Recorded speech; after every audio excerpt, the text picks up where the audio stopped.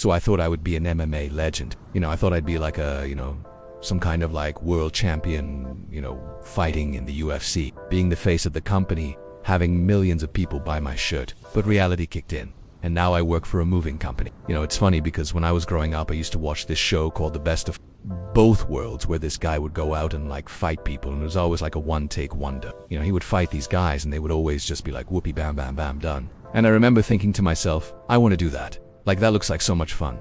I want to be a fighter. And then when I got into it, I realized it was actually really hard. But I didn't care because I was like, no, I'm going to be the best.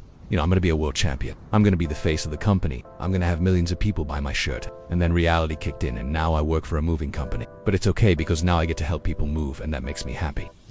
It's funny because when I tell this story, people always laugh. They're like, oh, that's so cute. But I'm being serious.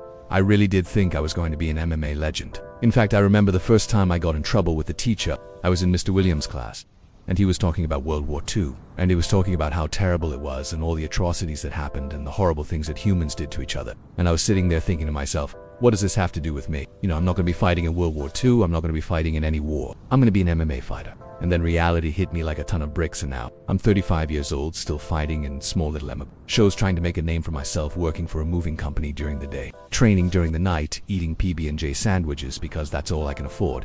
But it's okay because I'm happy.